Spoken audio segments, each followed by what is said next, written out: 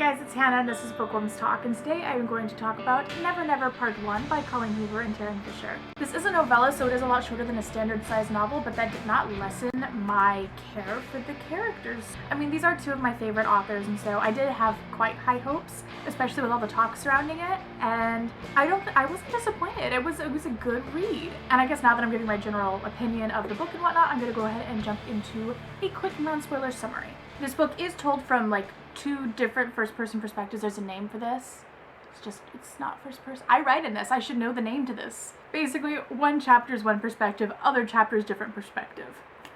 Good job, Hannah's brain. And so it starts off from one character's perspective, Charlie, and she wakes up with no memory whatsoever. She doesn't remember her name. She doesn't remember where she is, anything. Same thing happens with Silas. And the whole concept of this is really interesting, that just you wake up with no memory, and then they kind of discover that neither of them remember anything about their life. They don't know how they're supposed to behave. They wake up, so to speak, at school. They are at high school age, I should mention that. And so they begin trying to figure out just bits about their life just so they can kind of exist in it without seeming off, though I mean there's only so much you can do. And they start finding out things about themselves, which is almost like a separate self of themselves. That makes sense? That probably doesn't make any sense. And so it'd be like past Charlie did this, like it wasn't this current Charlie, I guess. I don't want to say version of Charlie because it's the same person, but stuff like that. And then throughout the book they try to figure out why they can't remember, what caused it, and it's kind of a very slow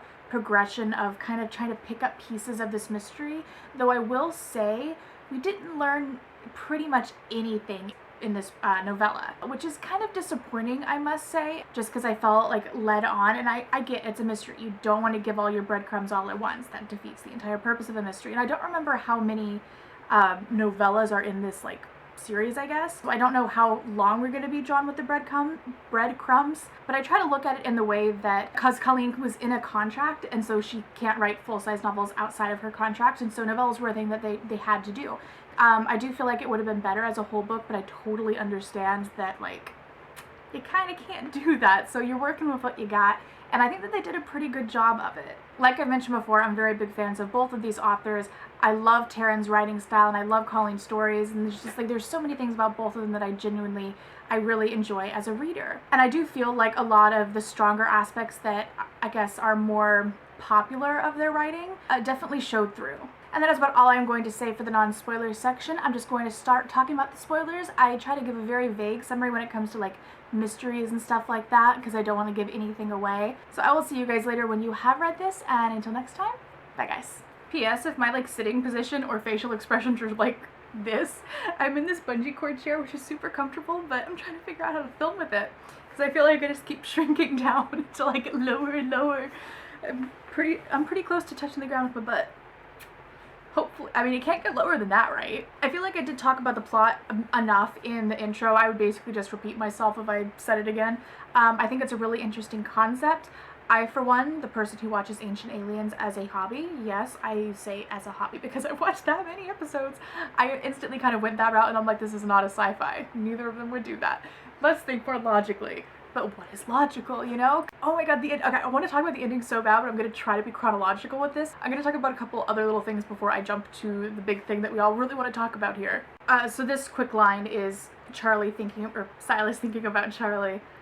She gives her head the softest nod as if it's made from glass. How odd to be made of flesh, balanced on bone, and filled with a soul you've never met. Oh my god, that's probably my favorite line. And then this one, which I also enjoy. I turn back to look at him before he drives away and catch a glimpse of his profile, the dim street lamp behind the car illuminating his face.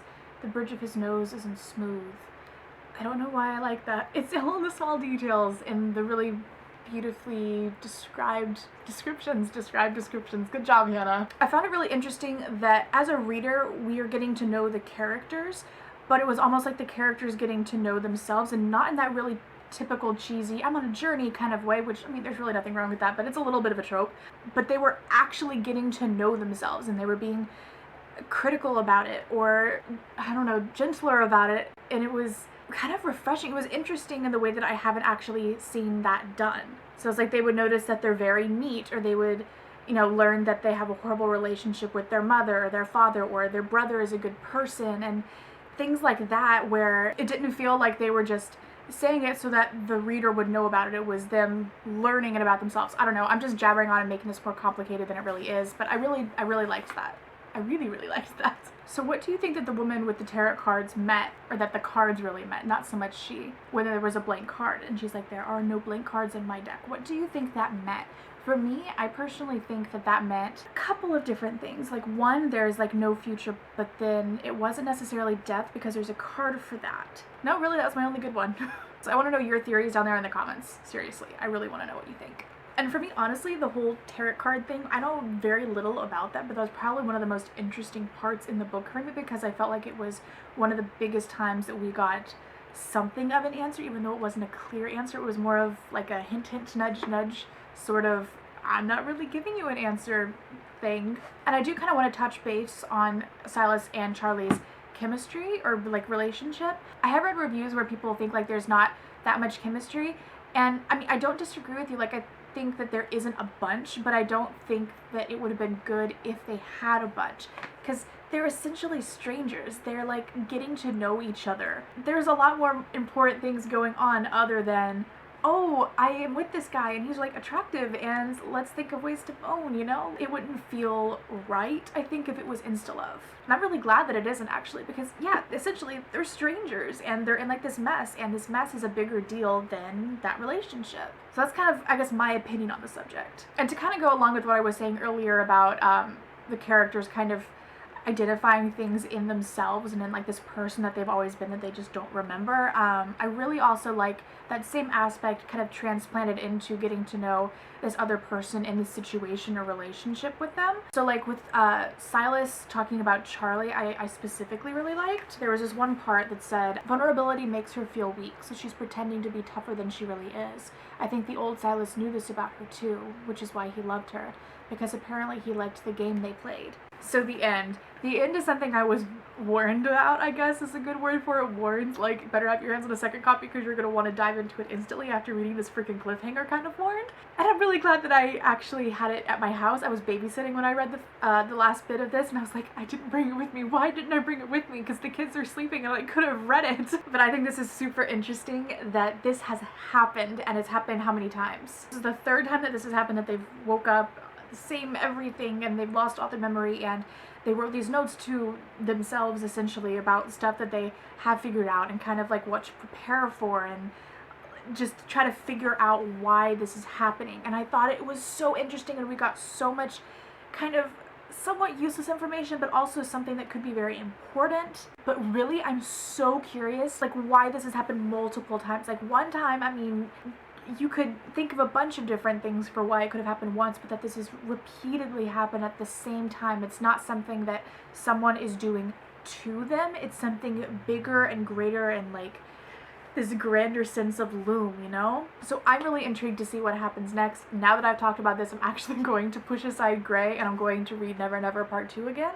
Just because now talking about it, I'm all into it, and I feel like I just kind of caught myself up on what happened in the last book, and I'm really excited about it. And let me know if you know that there's going to be a third book or not, or a fourth, or like what it is, or if it's just a 1 and 2 part thing. That'd be good to know. And if you have anything else to add, please drop that down there in the comments. I'm usually pretty good about responding to people.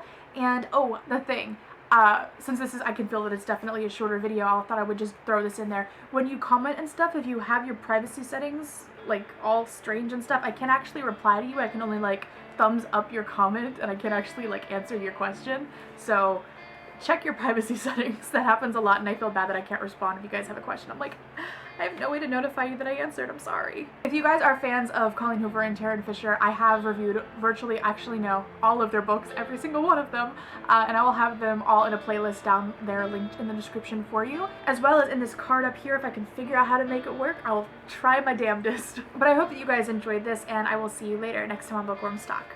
Bye.